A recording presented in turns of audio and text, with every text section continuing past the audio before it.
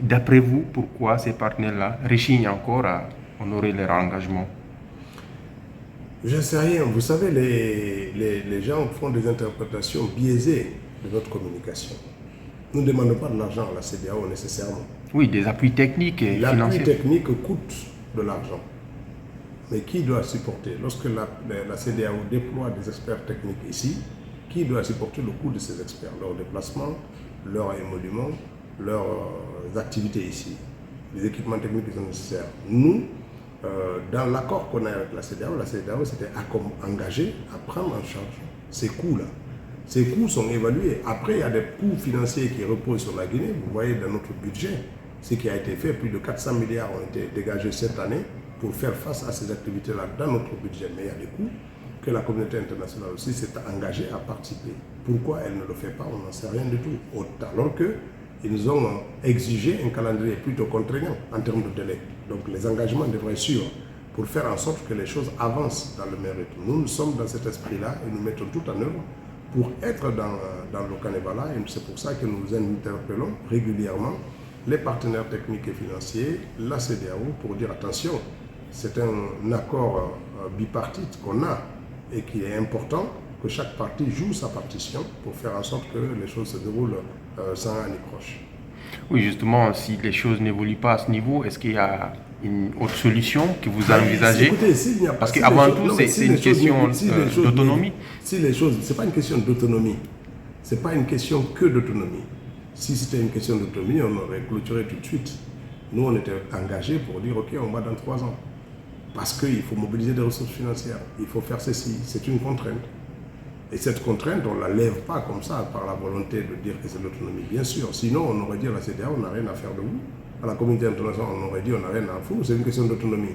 Mais les problèmes, il y a des interdépendances entre les États. Les problèmes de la Guinée interpellent la sous-région. Parce que s'il y a un problème qui dérape ici, ça peut avoir des conséquences dans la sous-région. Ces interdépendances-là sont réelles. Et donc, il faut faire en sorte que et la communauté internationale et les acteurs nationaux puissent s'accorder sur un rythme et des moyens à mettre en œuvre pour aller de l'avant. Il n'y a pas de pays qui évolue de façon en disant on est entre nous, on règle nos problèmes, on s'en fout de la peau des voisins. Non, ça n'existe pas ça.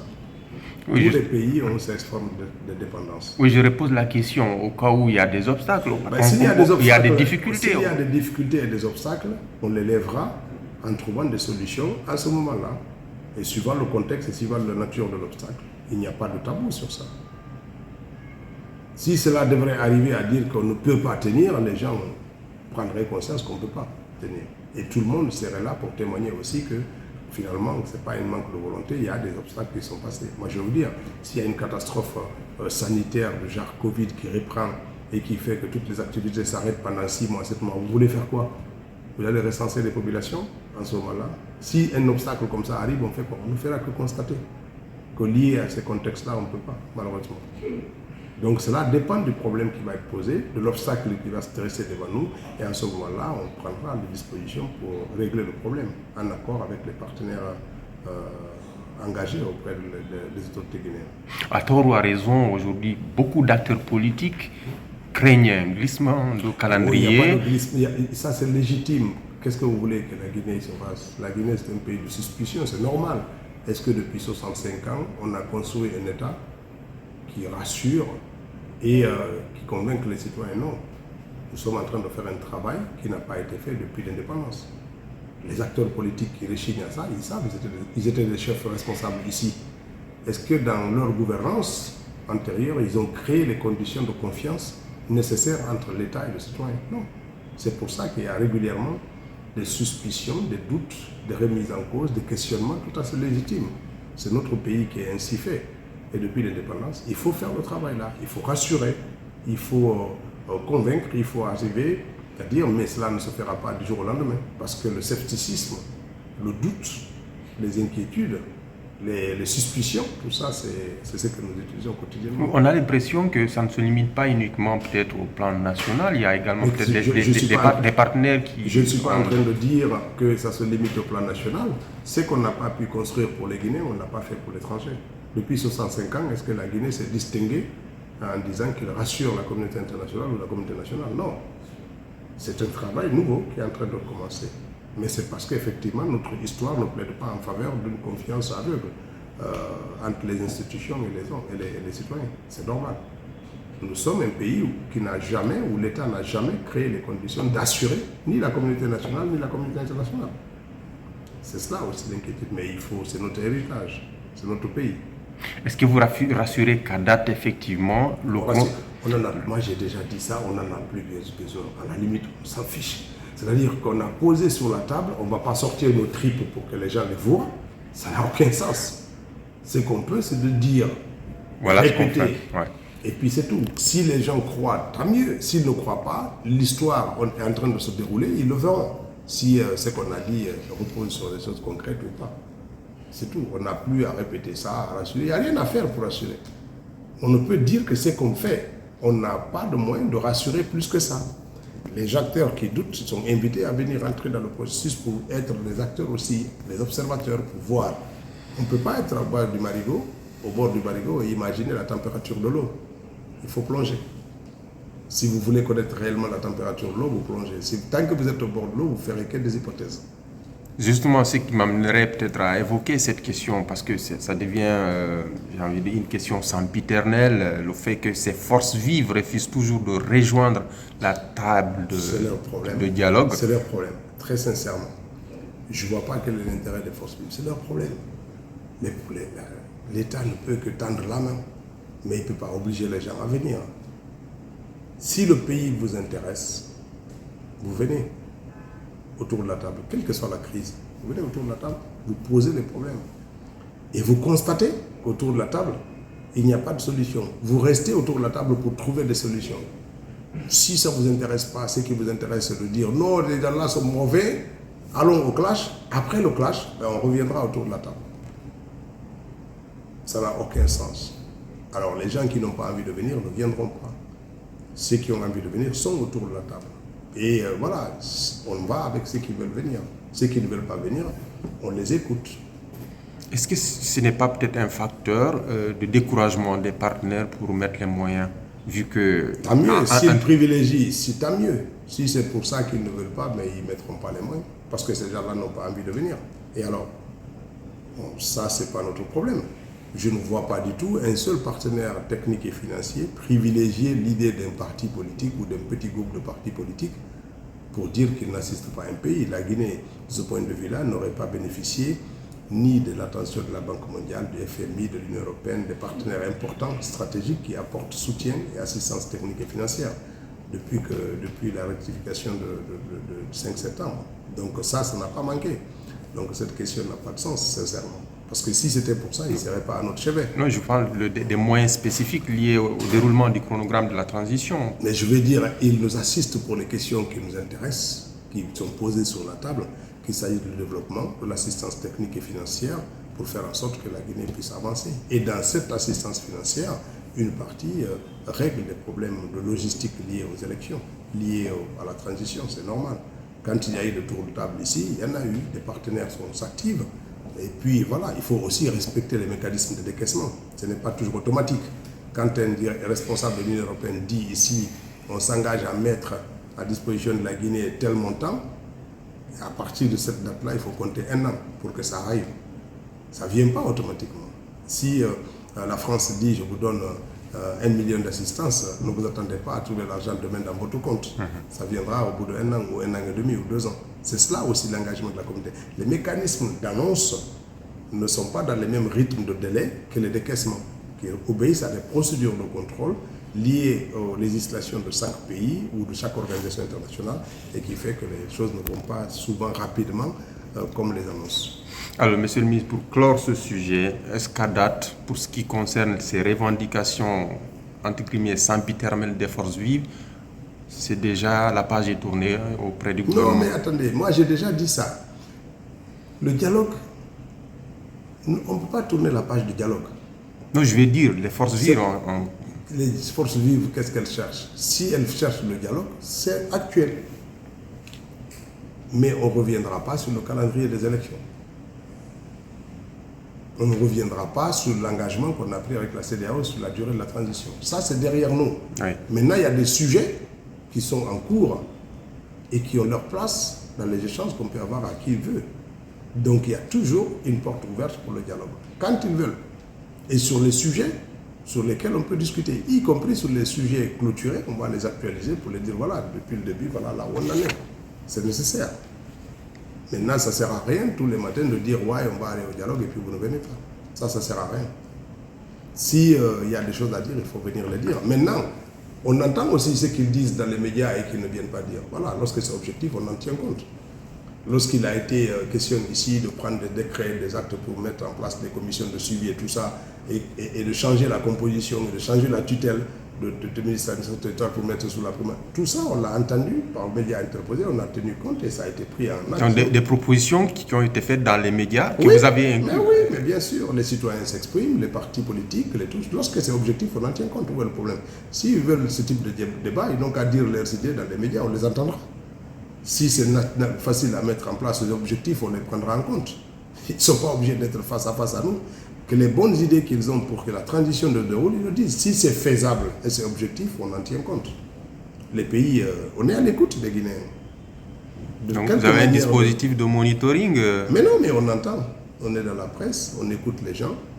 Et puis lorsqu'une bonne idée vient de qui que ce soit, nous pouvons nous l'approprier pour la mettre en œuvre. C'est l'affaire de la Guinée. Donc on ne s'enferme pas pour dire que lorsqu'une bonne idée n'est pas dite devant nous dans un bureau, on n'en écoute pas, c'est pas vrai. Vous pouvez dire ce que vous voulez, si c'est bien dit et c'est objectif et c'est dans l'intérêt de la Guinée, nous en tenons compte, quel que soit le mode de communication que vous utilisez. Lorsqu'on est, vous pouvez nous écrire aussi. On en écoute, on lira, on prendra là-dedans ce qui est faisable. Est-ce que certains le font dans les coulisses peut-être? Ces acteurs qui sont en dehors du dialogue? Non, beaucoup le font. Beaucoup le font. Les principaux leaders échangent régulièrement avec le président de la transition. Autour de quel sujet? Je ne sais pas, ils parlent de tout. Si les gens appellent régulièrement, ils échangent. Ils auraient dû avoir la transparence de dire ça aussi à leurs militants, que oui, je parle avec tel ou tel président, je parle avec le président, je parle avec le Premier ministre, je parle avec tel et tel. On n'est pas d'accord sur ça, on est d'accord sur ça, mais nous échangeons. Ça montre que même s'ils ne sont pas d'accord, ben, ils dialoguent. Ça apaise aussi. Quand vous dites à vos militants, oui, je l'appelle, on parle, on n'est pas d'accord, mais on a évoqué tel et tel sujet, ça rassure qu'on n'est pas entre ennemis. Il y a des divergences, mais il y a le fil du dialogue. Mais ce que vous faites en coulisses, là, en appelant à échanger, mais vous pouvez le faire autour de la table. C'est ça qui est assez compliqué. Tous ces leaders, tous de la société civile ou partis politiques. Vous voulez dire que Koundouno, c'est Loudalin, Sidia Touré? Je ne pense pas pour Koundouno, parce que Koundouno n'a rien à dire. D'accord. Alors, les principaux, je parle des acteurs politiques. Sidia Touré, c'est Loudalin Diallo? Tous, tant qu'ils sont. Ils parlent avec certains membres du gouvernement, ils parlent certains avec le président, ils parlent avec. C'est comme ça. Qu'est-ce que vous voulez? On est entre Guinéens. Évidemment, mais c'est quand même un peu surprenant. C'est pas du tout, il n'y a aucune surprise. C'est eux qui en font un tabou. Mais il n'y a aucun tabou là-dedans. Il n'y a aucun tabou. Il n'y a aucun leader politique d'envergure qui ne parle pas avec les autorités de Conakry. Il n'y en a pas. C'est Alain Sidia, les principaux leaders de la société civile, tout le monde. Ça ne veut pas dire qu'ils sont d'accord, mais ils échangent. Et ça, c'est clair. Alors pourquoi autant de difficultés? Mais c'est parce qu'ils ne sont pas transparents. C'est parce qu'ils font croire le contraire aux citoyens. Alors que ça aurait été simple de dire, écoutez, j'ai appelé le président Doumbouya, j'ai appelé le Premier ministre Gomou, j'ai dit ceci, on n'est pas d'accord sur ça, mais on a échangé. Ça arrive. Quand même il y a une tension forte entre la Russie et les États-Unis, vous entendez régulièrement le président américain dans un communiqué dire, oui, j'ai appelé mon homologue russe. Oui. On a échangé et je maintiens ma position. Point. On sait que il n'y a pas un mur entre les deux. Ouais. Il y a une communication. C'est cet exercice de transparence que nos leaders devraient adopter. Et être clairs avec leur base. Et leur dire, oui, je parle avec le PM, je parle avec certains ministres, je parle avec le président de la transition. Et ça permet de dire aux militants que les gens parlent entre eux. Il y a des divergences sur tel ou tel sujet, mais grosso modo, on parle. Parce que c'est important. Justement, ça aurait pu contribuer à décrisper. Mais il n'y a pas de, à leur niveau, il n'y a pas de crise. Il n'y a personne d'entre eux qui peut dire le contraire. Ça, je peux vous dire.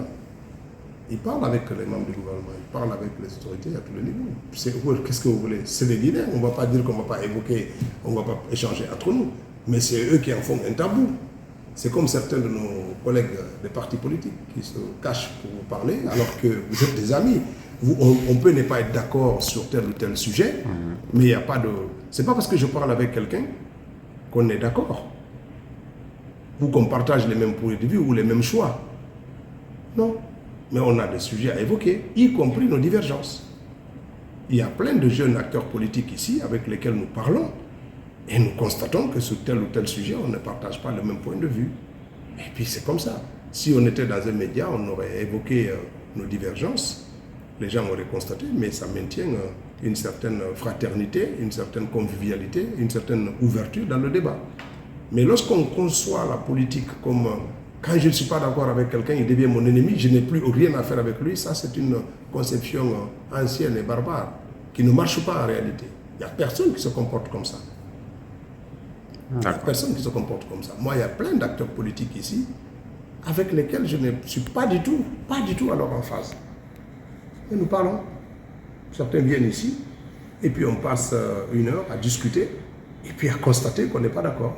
Et puis sur tel ou tel sujet, on a peut-être des positions qui peuvent se concilier, mais il y a des positions complètement divergentes, mais nous échangeons. C'est cela la politique. Il faut à un moment donné que les acteurs politiques du pays réussissent à créer les mécanismes pour assurer les concitoyens qu'il y a toujours une fenêtre d'échange et de dialogue entre les acteurs politiques, et ceci, ce n'est pas un tabou. Ce n'est pas un tabou. Quand le RPG gouvernait ce pays, mais au pire moment des crises, il y avait des dialogues qui se passaient au plus haut niveau. Au plus haut niveau, Cellou Dalein lui-même l'a dit, il parlait, mais ils n'étaient pas d'accord avec Alpha, mais ils échangeaient. La plupart des responsables politiques parlaient. Nous qui étions un peu moins informés, on croyait toujours que c'était des tabous. Mais en réalité, quand on est au niveau de l'État, on échange. Quand Lansana Conté gouvernait ici, au pire moment des crises, les Bamba Mamadou, les Siradio, les Alpha Condé échangeaient avec les autorités du pays. Pourquoi on en fait autant de tabous? Il faut arriver à l'Assemblée générale du parti, dire oui, j'ai appelé le président hier, j'ai appelé le Premier ministre hier, nous avons évoqué tel et tel sujet, on n'est pas d'accord sur ça, et puis basta. Le militant, il sait que le Premier ministre, ce n'est pas son ennemi. Le président de la République, ce n'est pas son ennemi. Un tel ministre, ce n'est pas son ennemi. Nous avons des divergences, mais nous échangeons. C'est une très belle manière de contribuer à l'éducation de nos concitoyens, à l'éducation politique.